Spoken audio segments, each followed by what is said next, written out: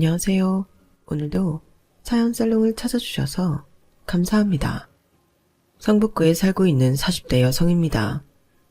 흔히들 그러잖아요. 결국에 남는 건 가족밖에 없다고. 저는요, 이런 말을 들으면 속에서 천불이 나요. 저희 부부는 가난하다는 이유로 시댁 식구들한테 사람 취급도 못 받고 살았거든요. 심지어 누구보다 아꼈던 시누이 결혼식에도 우리 부부는 초대받지 못했어요. 가난한 큰오빠 내외를 시댁 식구들한테 내보이는 게 창피하다는 이유였죠. 그 말을 들었을 땐 정말 가슴이 찢어지는 것 같았어요.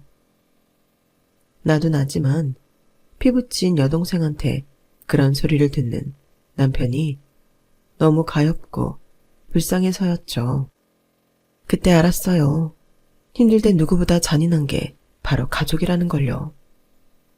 그래도 따지고 보면 그때 시누이와 시댁 식구들이 보인 냉정한 모습 덕분에 남편과 제가 40대 중반에 건물주까지 된 게 아닌가 싶어요. 그놈의 돈 어떻게든 모아서 저 인간들이 땅을 치고 후회하게 해주겠다는 일념으로 이를 갈며 돈을 모았거든요. 그 결과 우리 부부는 소원하던 돈도 많이 벌었고 무엇보다 끈끈한 동지애까지 생겨서 결혼 20주년이 된 오늘까지도 신혼부부 같다는 소리를 듣고 살게 되었죠. 그런데 얼마 전에 생각지도 않았던 인생 복수까지 하게 됐지 뭐예요. 그래서 평소 즐겨 듣던 채널에 사연까지 보내게 되었습니다. 저는 어린 시절을 주로 해외에서 보냈어요. 아빠가 건설회사 해외 주재원이라서 가족 모두가 아빠 근무지가 바뀔 때마다 이동하며 살아야 했거든요. 저희 아빠의 주 근무지는 동남아 지역이었는데 그렇다 보니 제가 주로 학창시절을 보낸 곳도 베트남과 태국이었어요. 그래서 베트남어랑 태국어는 의사소통에 불편함이 없을 정도예요. 그 덕에 고등학교를 졸업한 뒤 해외 취업도 하게 되었고요. 당시만 해도 해외 주재원은 인기가 높아서 아빠 직장 동료들 뿐만 아니라 친인척들도 저희 가족을 꽤 부러워했어요. 돈 벌면서 해외에서 살아볼 수 있는 좋은 기회라는 게 이유였죠. 하지만 해외살이를 해본 사람들은 알 거예요. 말도 안 통하고 생활 문화도 다른 타국에서 살아간다는 게 그리 행복한 것만은 아니라는 걸요. 그런 사정을 알리 없는 사람들은 마치 우리 집을 자기들 휴가지처럼 생각하곤 했어요. 휴가철마다 찾아와 지내다 가곤 했으니까요. 그때마다 엄마랑 아빠는 손님들을 데리고 유명 관광지를 돌며 가이드 노릇을 했어요. 평소 우리 식구들도 자주 못 가는 비싼 리조트에 식당도 손님들을 생각해서 일정에 넣곤 했어요. 사실 타국에 살면서 매번 손님을 대접하는 게 그리 쉬운 일만은 아니에요. 지인들한테 우리는 해외에 사는 유일한 지인일지 모르겠지만 저희 부모님한테는 그렇게 찾아오는 사람들이 한둘이 아니었으니까요. 따지고 보면 그들은 우리 가족의 일상을 방해하는 귀찮고 피곤하고 돈도 많이 드는 불청객일 뿐이었어요. 그럼에도 불구하고 저희 부모님 딴에는 신경 써서 대접한다고 했지만 자기들 성에 안 차면 대놓고 서운한 소리를 해대기 일쑤였죠. 확실히 못 사는 나라라 그런지 위생관념이 엉망이네. 아까 난 식당 입구에서 바퀴벌레 보고 시겁했잖아. 경은이 엄마는 이런 데서 어떻게 산대요? 나는 절대 못 살아. 덥고 더럽고 게다가 오토바이 소음까지.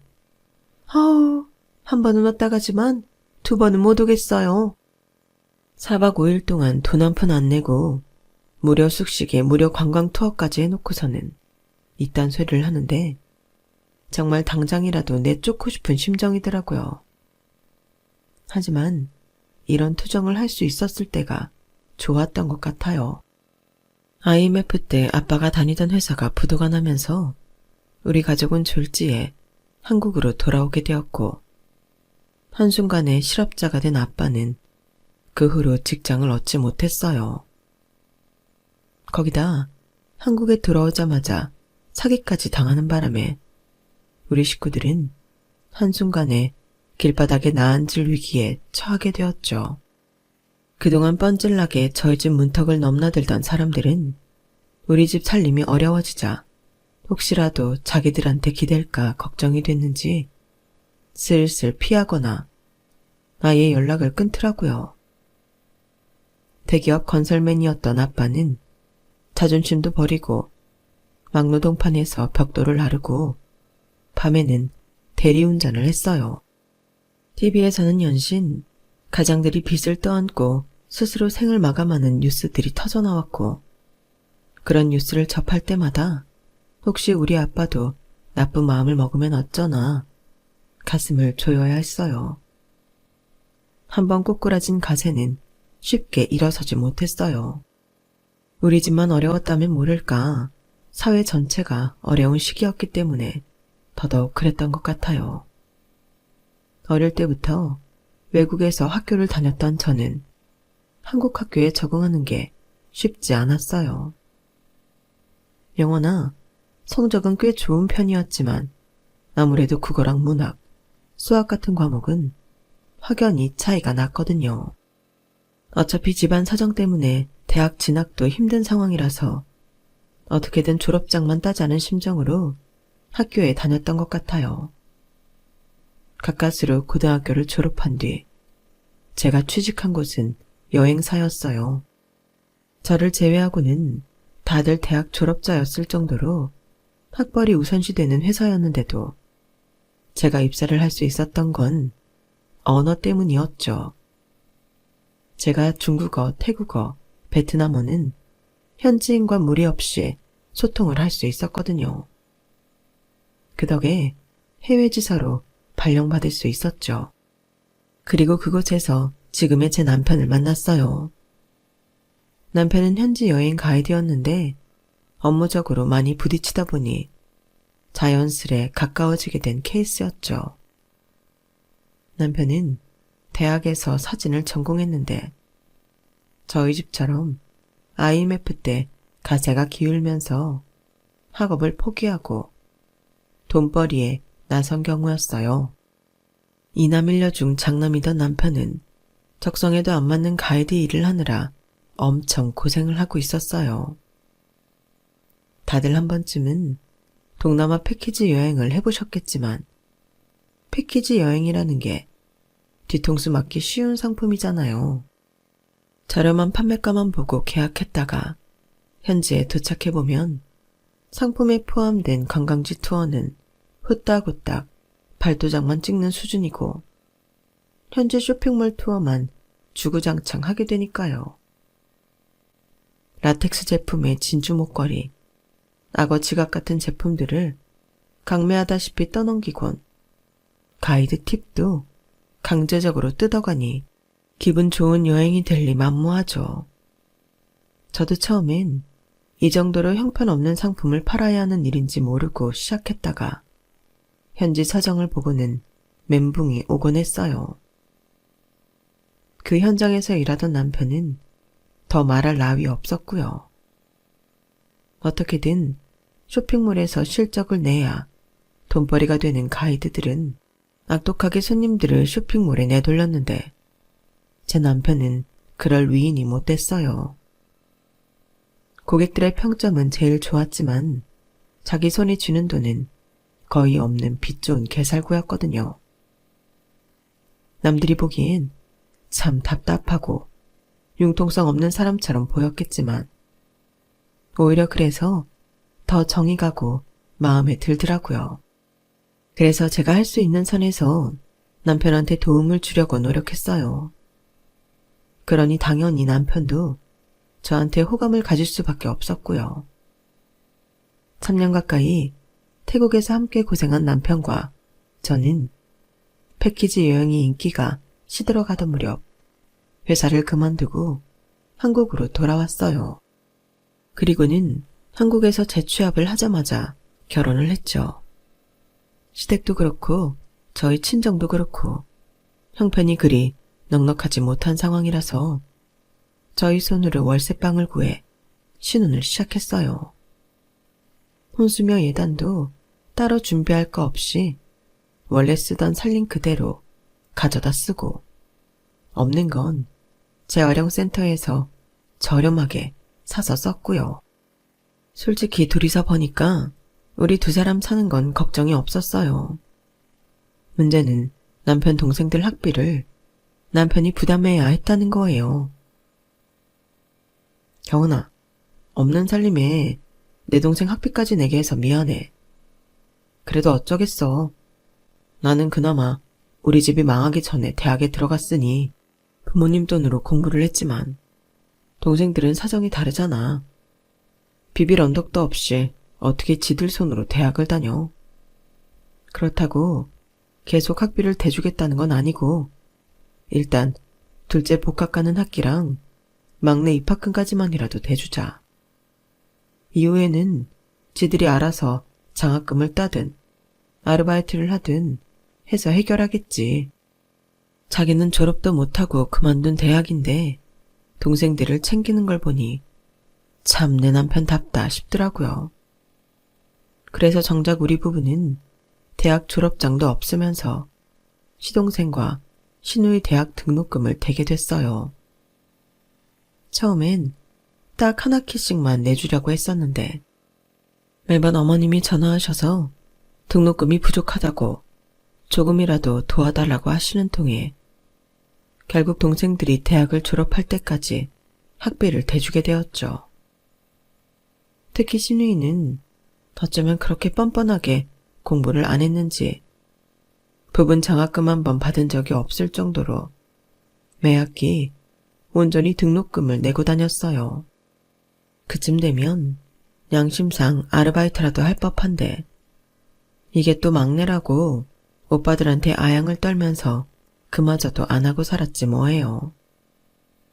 그래도 그때는 내 남편 동생이니 내 동생이나 다름없다는 생각에 그렇게 밉거나 야속하지는 않았어요. 힘든 상황을 서로 도와 헤쳐나가야 한다는 생각이 강했거든요. 그런데 이건 어디까지나 저나 제 남편 생각이었던 것 같아요. 우리 부부의 지원 끝에 대학을 졸업한 시동생은 대기업에 입사를 하게 되었는데 초봉이 제 남편 월급보다도 더 많더라고요.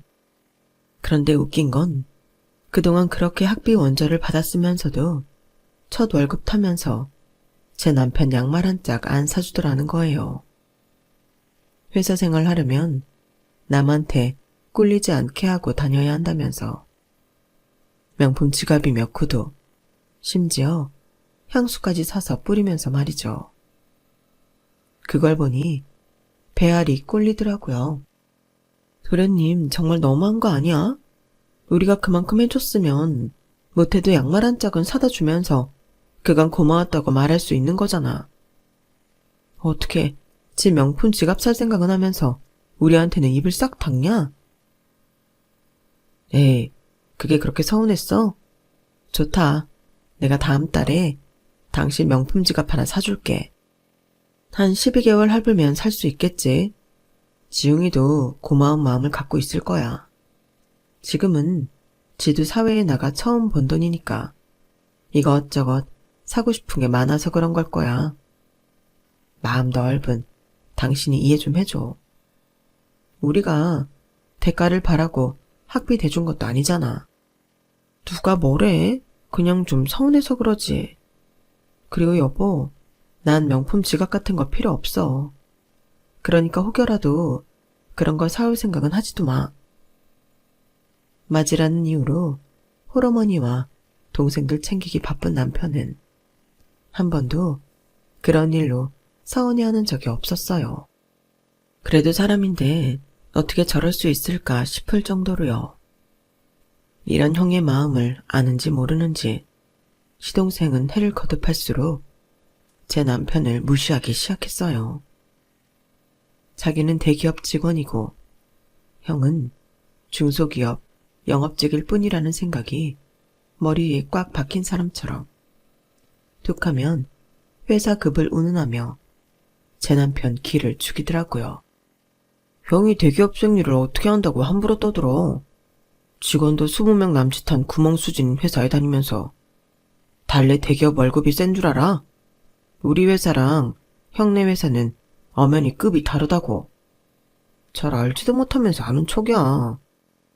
도련님, 그래도 그렇지 어떻게 형한테 말을 그렇게 해요? 툭하면 제 남편 회사 무시하는데요. 그러면 안 되죠.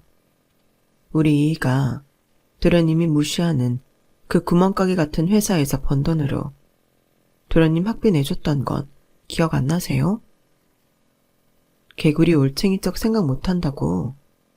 도련님이 그러면 안 되죠. 하도 눈꼴 시려 한마디 했던 건데 그 말을 들은 어머님이 버럭 하시더라고요.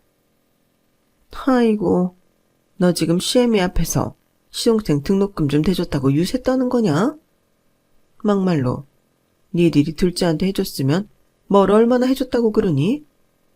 얘는 남들 들어가기 힘들다는 명문대에 학원 한 번 안 다니고 들어가서 매 학기 장학금까지 받고 다닌 애야. 몇 번 모자란 학비 좀 대줬다고 니들이 둘째 공부를 다 가르친 것처럼 생색내고 싶은 모양인데 그러면 안 된다. 막말로 형으로서 동생한테 그 정도로 해준 게 뭐 그리 대단한 일이라고 말끝마다 등록금 타령을 하는지 모르겠다. 사람이 심보를 그따위로 쓰면 안 되는 거야. 어머님은 그동안 우리 부부가 당신을 대신해서 아들, 딸 공부시킨 노고를 너무도 하찮은 것처럼 취급하셨어요. 그런 대접을 받고 있자니 서운한 마음이 들더라고요. 이래서 화장실 들어갈 때랑 나올 때 마음 다르다고 하는구나 싶더군요. 돈 필요할 땐 목소리까지 팍 죽여가며 알린 소리 하실 땐 언제고 이제 좀 살만해지니 눈에 힘주고 저희 희생을 폄하하시길래 거기서 말을 접었어요. 그리고는 결심했죠. 앞으로 다시는 시댁일에 힘쓰지 않겠다고요. 어머님이 이러시니 시동생이랑 시누이가 이리도 뻔뻔하게 구는구나 생각했어요. 대기업에 들어간 지 4년쯤 되자 시동생은 대리로 승진을 했고 그 무렵 결혼을 했어요. 동서는 시동생과 같은 회사 선후배로 만났다고 하더군요. 대학도 시동생 못지않게 좋은 대학을 나와서 참 똑똑하고 빈틈이 없는 사람이었어요. 이래저래 시동생 부부와 우리 부부는 여러모로 차이가 났죠. 시누이도 그런 차이를 느꼈는지 저한테 대하는 것과 동서한테 대하는 게 확연히 달랐어요. 자격지심인지는 모르겠지만 시댁에 다 같이 모이는 날이면 저 빼고 둘이만 쑥덕거리는 게 아마도 제가 대학에 못 다닌 탓에 수준 차이가 나서 그러는 게 아닌가 하는 생각까지 들더라고요. 물론 남편은 한사코 그런 게 아니라고 했지만요. 설마 그런 걸로 당신을 따돌리는 거겠어? 아무래도 재수 씨랑은 나이 차이도 별로 안 나니까 더 편해서 그러는 거겠지. 너무 신경 쓰지 마. 당신한테는 내가 있잖아. 자기는 몰라서 그래. 아가씨랑 동서가 얼마나 나를 밀어내는데 내가 주방에 들어가잖아? 그럼 방금 전까지도 깔깔거리고 떠들다가 갑자기 말을 싹 멈춘다니까. 그게 왜겠어? 내 얘기하고 있었으니 그러는 거지. 아가씨도 정말 너무하지. 같이 지낸 시간도 내가 훨씬 더 긴데 어쩜 동서 들어오자마자 그렇게 성급기를 하냐? 나 정말 너무 서운해. 말은 그렇게 했지만 그때까지만 해도 조금 서운한 정도에 불과했어요. 1년에 몇 번 안 보는 사이인데 나이 어린 시누이랑 동서 사이를 시기해봐야 뭐하나 싶었으니까요. 그런데 아이가 태어나고 나니 서운한 마음이 더 커지더라고요. 저랑 동서는 3개월 차이로 출산을 했는데 그때 시누이한테 느낀 서운함은 쉽게 잊혀지지가 않더라고요. 제가 아들을 낳았을 땐 꽃 한 송이도 안 사왔던 시누이가 3개월 뒤 동서가 아들을 낳자 애 유모차를 선물로 사줬더라고요.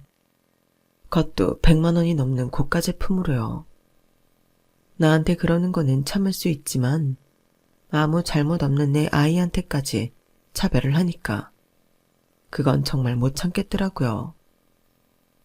손이 벌벌 떨릴 정도로 화가 나고 표정 관리가 안 됐어요. 그래서 시누이한테 참고 참다가 한마디 했죠. 아가씨, 나 너무 서운해요. 큰오빠 아들이나 작은오빠 아들이나 다 똑같은 조카인데 어떻게 작은오빠네만 유모차를 사줘요?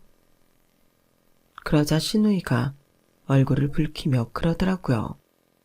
언니, 뭐 그런 걸 하나하나 다 따져요. 큰올케가 민우 낳았을 땐 내가 취직한 지 얼마 안 돼서 돈이 없었고 작은올케가 유리 낳았을 땐 내가 모은 돈이 좀 있었으니까 그런 거죠. 언니, 보기보다 속이 참 좁네요. 고작 그런 거 가지고 서운하니만이 그런 소리를 해요? 이래서 자란 환경이 중요하다고 하나 보네요. 그렇잖아요. 넉넉한 집에서 자란 작은올케는 이런 거 가지고 트집 안 잡는데 큰올케는 아무래도 집이 어렵게 살아서 그런가 되게 쪼잔한 면이 없지 않잖아요.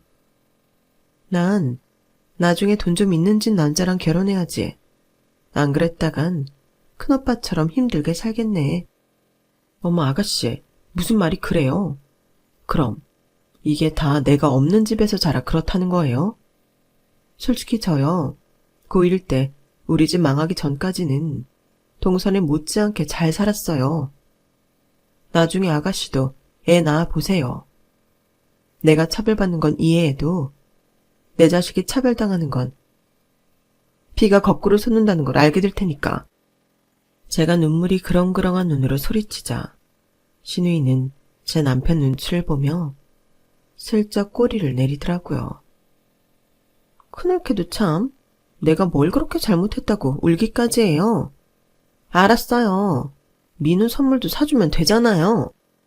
사람 속은 다 뒤집어 놓고 은근슬쩍 빠져나간 시누이 때문에 저는 그날 밤 잠도 제대로 자지 못했어요. 내가 정말 성격이 이상한 걸까? 내 자격지심 때문에 시댁 식구들이랑 자꾸 트러블이 생기는 걸까? 끝도 없이 이어지는 고민을 하다가 결국 밤이 새버리고 말았어요. 그런데 그 일이 있고 얼마 지나지 않아 더 큰 사건이 터지고 만 거예요.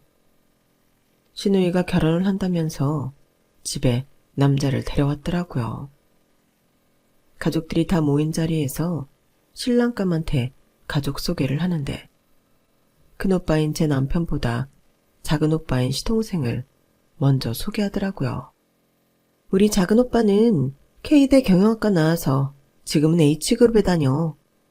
어릴 때부터 동네 신동이란 소리를 들을 정도로 공부도 잘하고 운동은 또 얼마나 잘했나 몰라. 얼굴도 되게 잘생겼지? 우리 작은오빠는 우리 집안의 자랑이라니까. 입에 침이 마르도록 작은오빠 칭찬을 하던 시누이는 제 남편 소개를 할 때는 딸랑 이 말만 하더라고요. 이쪽이 우리 큰오빠야. 시동생 소개와는 너무도 차이가 나게 짧은 소개에 순간 목구멍이 콱 막히는 기분이 들었어요. 그런데도 남편은 사람 좋게 웃어주며 새로 들어올 식구를 반갑게 맞아주더군요. 식사를 마치고 차를 마실 때도 시누이는 작은오빠 내외하고만 대화를 나눴어요. 처음엔 저희 부부 눈치를 보던 시누이 남편감도 시간이 지나자 아예 몸을 돌려 시동생과만 말을 섞더군요. 그날 집에 돌아오는데 자꾸 눈물이 났어요. 차라리 대놓고 말을 하면 모를까. 사람을 앞에 두고 투명인간 취급을 하니까 더 속상하고 화가 나더라고요. 딱히 따질 명분도 없으니 속만 터지잖아요. 아이를 안고 앞서 걸어가는 남편의 등을 보니 그날따라 기운 없이 축 처진 것 같아서 그게 더 슬펐어요. 나한테는 세상에서 제일 귀한 사람인데 왜 자기 가족들한테는 이런 대접을 받고 살까? 이해가 안 갔죠. 시댁에 인사를 온 뒤 신우이 결혼 준비는 본격적으로 시작됐어요. 그런데 한동안 예식장을 구한다고 여기저기 뛰어다니는 것 같더니 대뜸 이러는 거예요. 아무래도 한국에서는 결혼을 못하겠어. 마음에 드는 예식장 구하는 것도 힘들고 이것저것 하라는 것도 많아서 돈 들어갈 일 천지라니까? 그래서 나 그냥 외국에서 결혼하려고. 내 대학 동기 중에 태국 휴양지에 있는 리조트에서 결혼한 애가 있는데 한국에 사는 것보다 돈도 덜 들고 그렇게 좋았대. 나도 그냥 직계 가족들만 모시고 파타야에 있는 리조트에서 할까 하는데 어때? 그러자 기다렸다는 듯이 동서가 맞장구를 쳤어요. 그거 좋네요. 굳이 비싼 예식장 빌려서 얼굴도 모르는 먼 친척들까지 부를 필요 있나? 실속도 챙기고 무엇보다 신랑 신부가 만족하면 그만이지. 난 아가씨의 의견에 찬성. 올케가 신우이랑 눈빛을 교환하며 분위기를 잡자 시동생도 슬쩍 합세하더군요. 나도 좋은 생각인 것 같아. 주말 끼고 월차 받으면 3박 4일은 시간 낼 수 있거든. 파타야면 시간도 별로 안 걸리고 비행기 시간만 잘 맞으면 돌아오는 날 바로 회사로 출근하면 되니까. 모처럼 쉬다 올 수 있어서 좋을 것 같아. 딱 봐도 사전에 신우이와 시동생 내외가 짜고 판을 벌인 것 같았어요. 이런 상황에 눈치 없이 반대했다가는 괜히 욕만 먹기 십상이라서 저도 동의해줬어요. 솔직히 한국에서 하든 외국에서 하든 상관없었어요. 제 머릿속에는 신우이 축의금을 얼마나 해야 하나 그 고민뿐이었거든요. 시동생 때 300만 원을 했으니까 이번에도 비슷하게 하면 되지 않을까 싶었지만 그게 좀 고민이 되더라고요. 아무래도 해외에서 하면 우리 식구 항공료랑 리조트 비용이 드니까요. 만약에 그 돈을 신우이가 낸다면 축의금을 더 해야 하지 않을까 싶고 반대로 그 비용을 우리 보고 부담하라고 하면 축의금에서 그 비용을 조금 뺄까 싶기도 했거든요. 사실 제 남편이 맞이라서 시동생과 신우이한테 받은 돈이 없는데도 이럴 땐 큰오빠라고 축의금 걱정을 안 할 수가 없더라고요. 매번 대접도 못 받으면서 받는 거 없이 주기만 하는 상황이 정말 짜증났어요. 남편한테 축의금 얘기를 했더니 일단 300은 축의금으로 주고 우리 가족 항공권과 리조트 비용은 따로 더 내자고 하더라고요. 꼭 그렇게까지 해야 돼? 아가씨 하는 거 봤잖아. 결혼식 문제만 해도 봐. 도련님네랑은 미리 입 맞춰놓고 자기한테는 말 한마디 없었잖아. 매번 이렇게 얄밉게 구는데 왜 우리만 도리를 다냔 말이야. 솔직한 심정으론 돈 300도 해주기 싫어. 이번이 마지막이야. 앞으로는 달라고 해도 안 줘. 돈도 없고. 당신한텐 정말 미안해. 내가 못난 장남이라서 매번 당신만 힘들게 하네. 힘없는 남편 목소리를 들으니 더는 반대를 못하겠더라고요. 그래서 남편 뜻대로 버린다 생각하고 신우이 축의금으로 300만 원을 보내줬어요. 그런데 결혼식이 일주일 앞으로 다가오도록 결혼 일정이나 항공권 스케줄에 대해 아무 말이 없지 뭐예요. 그래서 신우이한테 전화를 했어요. 아가씨, 결혼 준비하느라 바쁘죠? 다름 아니라 항공권 때문에 전화했어요. 정확한 일정을 알려줘야 그 일랑 나도 회사에 월차를 내니까요. 항공권 발권했죠? 그러자 신우이가 잠시 말이 없는 거예요. 그리고는 뭔가 숨기는 듯한 목소리로 그러더군요. 아, 그게 항공권을 아직 못 샀어요. 워낙 일이 바빠서. 어머, 아직 항공권도 안 사면 어떡해요. 시기 당장 일주일 앞인데. 그러면 나한테 일정 알려줘요. 이래봬도 내가 여행사 직원 출신인데 항공권 하나 못 구하겠어요. 옛 동료들한테 연락해서 어떻게든 구해줄게요. 그랬더니 신우이가 다급하게 소리를 치며 그러더라고요. 언니, 그러지 말아요. 실은 항공권 구했어요. 아니, 방금까지 못 구했다더니. 순간 설마 하는 생각이 번쩍 들더라고요. 아가씨, 혹시 우리 가족 것만 빼고 예약한 거예요? 그래서 나한테 거짓말한 거 맞죠? 미안해요, 언니. 근데요, 제 입장도 좀 생각해 주세요. 우리 시댁이 우리 집이랑은 달리 좀 사는 집이거든요. 그 형제들도 다들 명문대 출신이고, 심지어 어머님, 아버님도 두 분 다 S대 출신이세요. 그뿐인 줄 알아요? 직업들도 다들 의사의 변호사, 대기업 임원이라고요. 세무사인 우리 그이가 제일 떨어지는 편이라니까요. 그런데 큰오빠랑 언니는 학벌도 그렇고 직업도 내놓기 창피하잖아요. 나도 우리 오빠인데 결혼식에 부르고 싶죠. 그치만 너무 급이 떨어지니까.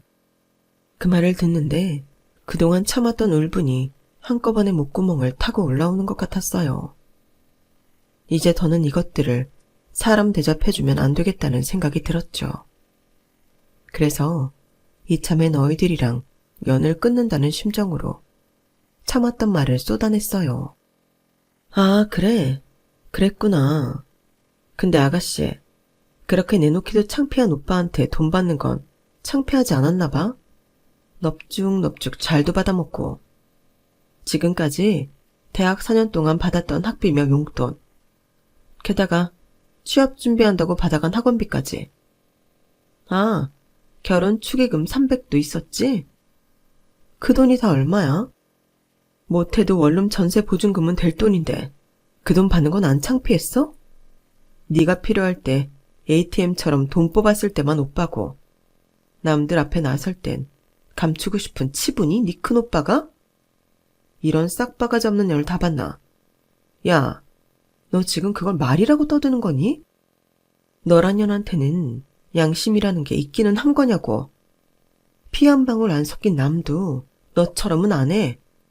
받아 처먹은 게 있으면 미안해서라도 고마운 척은 한다고. 근데 뭐? 급이 떨어져서 내놓기 창피해? 네가 이렇게 대먹지 않은 년인 거 내가 몰랐던 거 아니야. 그래도 그동안 입 다물고 있었던 건 내 남편에 대한 애정과 배려 때문이었어. 그런데 더는 못 참아주겠다. 니까 것들한테 매번 퍼주기만 하고 이렇게 뒤통수 맞는 내 남편이 가여워서라도 내가 참으면 안 되겠다고. 그간 너한테 들어간 돈 이번 주까지 다 토해내. 안 그러면 네 결혼식장 찾아가서 내가 입에 칼 물고 망나니 춤 한번 제대로 쳐줄라니까. 고매하신 네 시댁 어른들이 보면 아주 흡족하실 거다. 그러니까 결혼식 온전히 치르고 싶으면 돈 당장 보내. 개거품을 물고 그간 쌓인 감정을 쏟아낸 저는 전화를 끊고 한참을 주저앉아 울었어요. 늦은 밤 집에 돌아온 남편은 눈이 퉁퉁 부은 채 침대에 누워있는 저를 보고는 무슨 일이 있었냐고 묻더라고요. 그래서 울먹이며 신우이랑 통화했던 내용을 죄다 말해주었어요. 제 얘기를 들은 남편은 아무 말 없이 허공만 바라보더라고요. 그리고는 휴대폰을 들고 거실로 나갔어요. 그리고는 누구랑 통화를 하는지 제가 잠들 때까지 방에 들어오지 않았어요. 다행히 다음 날이 토요일이라서 저는 늦게까지 침대 위에서 눈만 멀뚱멀뚱 뜨고 있었어요. 밖에서 애 그릇소리가 들리는 걸 보니 남편이 아이한테 밥을 먹이고 있는 것 같더라고요. 그런데 잠시 뒤 초인종이 요란하게 울리는 거예요. 그리고는 시어머니를 앞세운 시동생과 시누이가 집 안으로 들이닥쳤어요. 어머님은 잔뜩 화가 난 얼굴로 저를 보자마자 손바닥으로 머리통을 치셨어요. 어찌나 세게 때렸는지 두개골이 댕댕 울릴 정도였죠. 그걸 본 아들은 눈을 동그랗게 뜨고는 울음을 터뜨렸어요. 저는 정신없는 와중에도 일단 아들을 끌어안고 다독였어요. 그러자 남편이 아이를 번쩍 들고 방으로 데려가더니 방문을 닫자마자 버럭 소리쳤어요. 지금 뭐 하시는 겁니까? 어머니가 뭔데 내 아내를 때려요. 사과하세요, 당장. 사과하시라고요. 뭐? 사과? 내가 왜 사과를 해? 결혼 앞둔 시누이한테 온갖 지랄을 떤 처년이 사과를 해야지. 살다 내가 이런 경우는 처음 본다.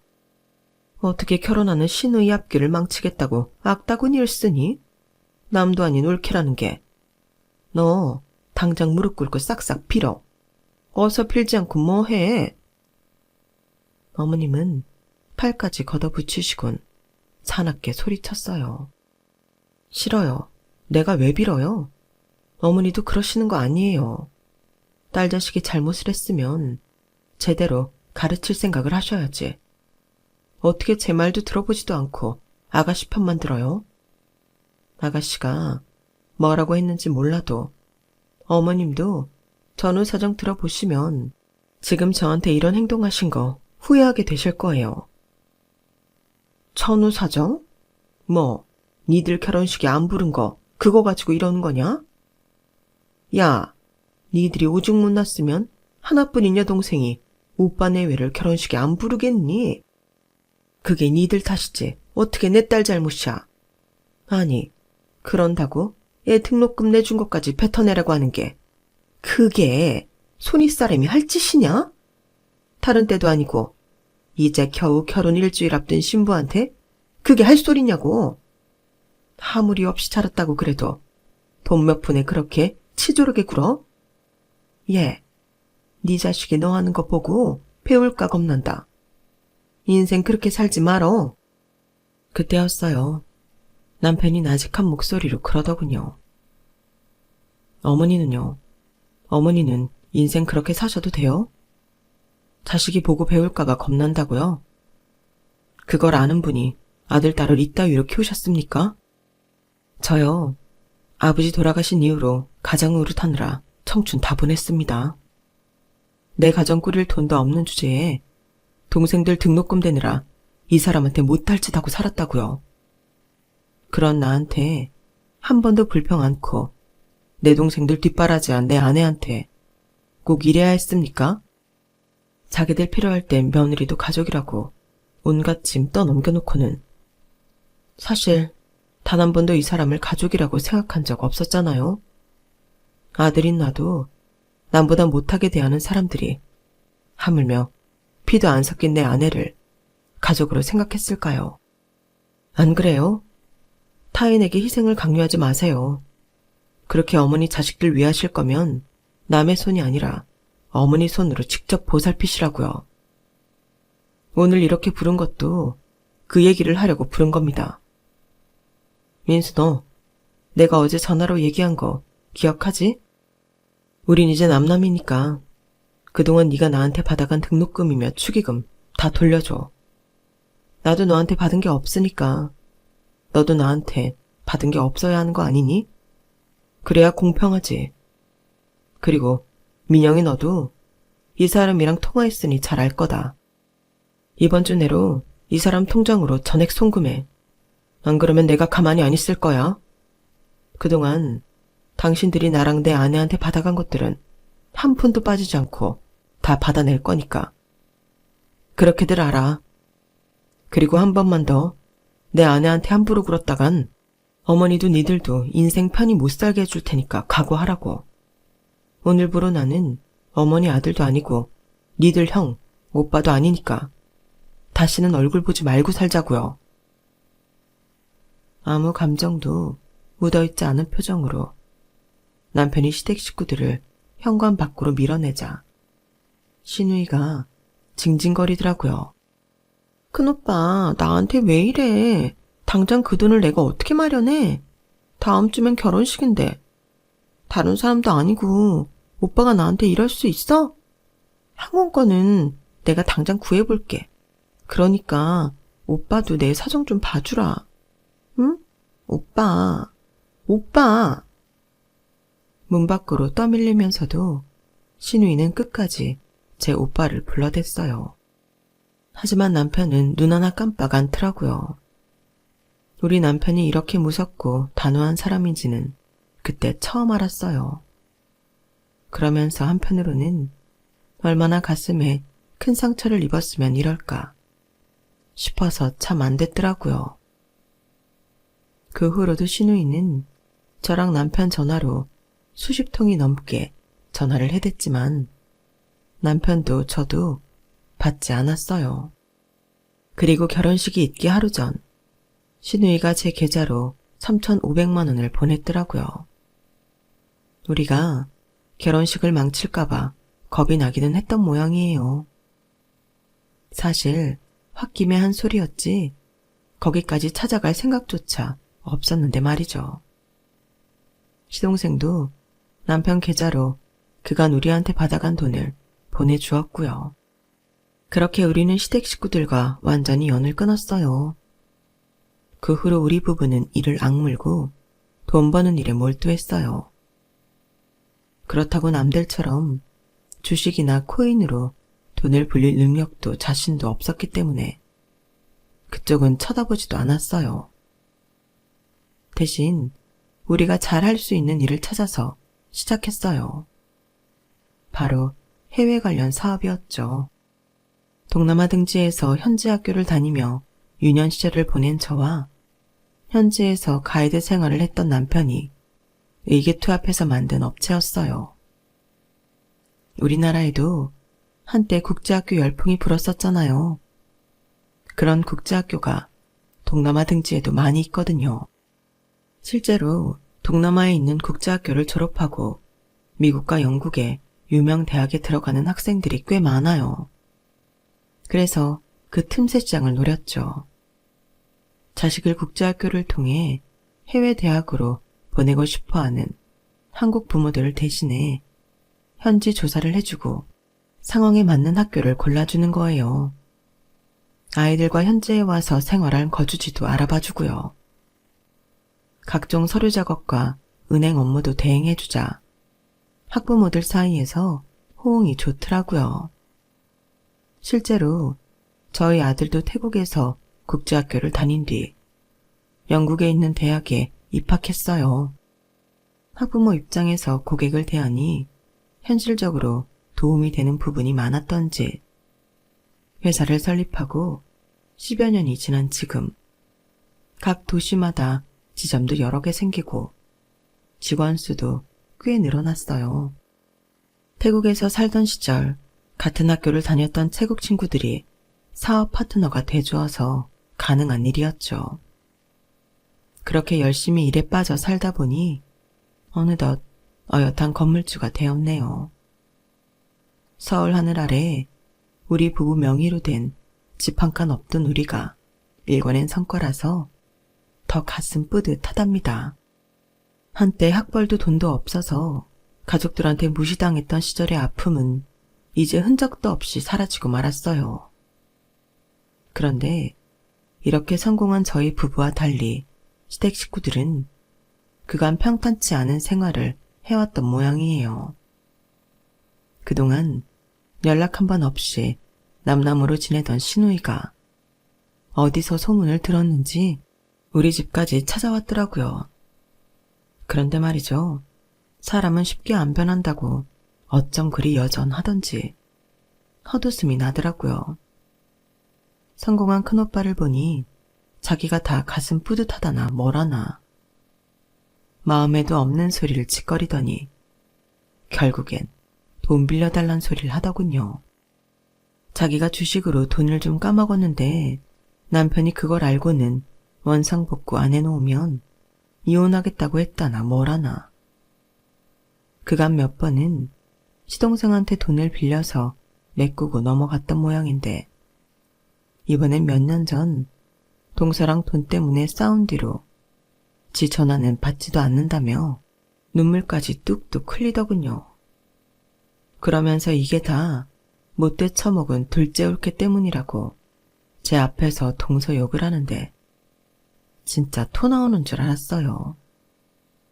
둘째 올케는 심보가 고약하고 돈 욕심이 많아서 언젠가 돈 때문에 큰 코 다칠 거라고 악담을 퍼붓길래 딱 한마디 해줬습니다.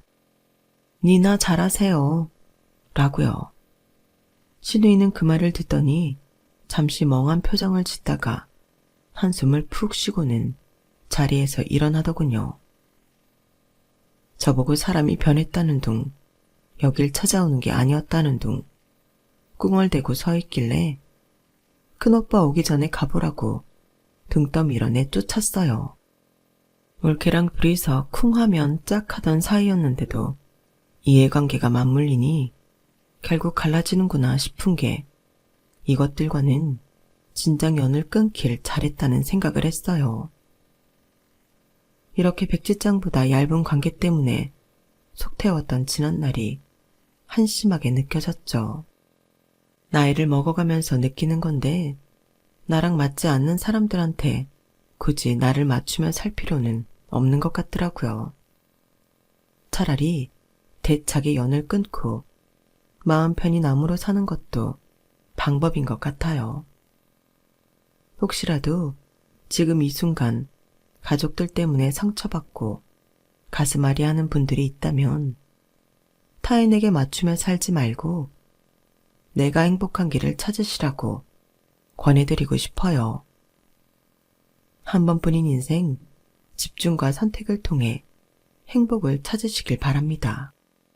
지금까지 제 사연을 들어주셔서 감사합니다. 항상 행복하세요. 저도 그러려고 합니다. 여러분, 사연 댓글에 응원과 현명한 조언 부탁드려요.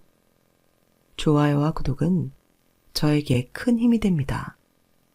오늘도 좋은 일 가득하세요.